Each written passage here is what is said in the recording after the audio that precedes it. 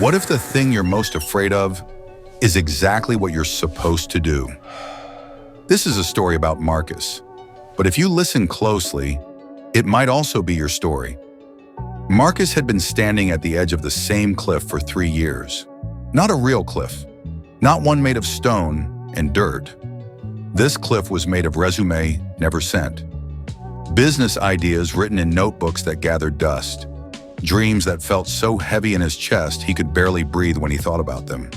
Every morning, fear whispered the same thing. You're not ready. You'll fail. People will laugh. You'll lose everything. And every morning, Marcus listened. Fear had become his companion, his advisor, his closest friend. It told him to stay small, to stay safe. And for a long time, he believed that was wisdom. But there's a difference between wisdom and comfort, and Marcus was starting to realize he'd been confusing the two.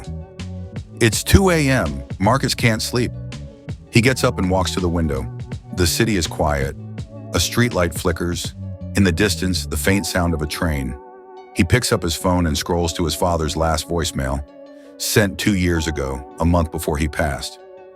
Son, I didn't call to bother you. I wanted to tell you something I wish I'd learned sooner. The things you're most afraid of, they're usually the things you're meant to do. Don't spend your life wondering what if. That's a long, lonely road. Drop me an emoji in the comments if you've ever received a message from someone you love that changed everything. Marcus closes his eyes. A tear rolls down his cheek. The voicemail ends. Silence. Then, he opens his laptop, pulls up that folder, stares at the business plan he wrote years ago. For the first time, he didn't ask fear for permission. Marcus starts, not perfectly, not fearlessly, but he starts. We see him working late, sketching designs, making calls, getting rejected, trying again. Fear is still there, but now he's not running from it. He's walking with it. I used to think courage meant not being afraid. But that's not it. Courage is being terrified and taking the step anyway. We see him months later. At a small business expo, his booth is simple but real. A woman stops, asks questions. She's interested. Marcus smiles, not out of confidence, but out of presence. He's finally here. Because here's the truth. Fear doesn't go away. It just changes shape. And if you listen closely enough, you'll realize it's not trying to stop you.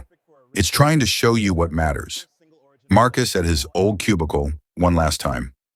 He's packing his things. His coworker asks, "You sure about this?" Marcus, "Number. But I'm doing it anyway." Fear will always be part of the journey, but it was never meant to be the guide. It's the teacher, showing you where your growth lives, showing you what you're capable of becoming. The question isn't whether you'll feel afraid.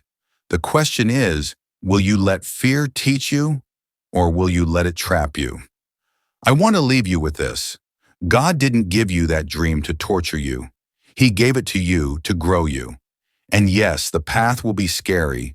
Yes, you'll want to turn back. But faith isn't the absence of fear. It's trusting God through the fear. So I'm asking you, what's one thing God has been calling you to do that you've been avoiding? Type it below. Declare it, because when you speak it out loud, something shifts. If this encouraged you, share it with your friend who keeps saying someday. Be the reminder they need. Subscribe, follow, and turn on notifications. Because every week we're walking this journey together. You're not alone.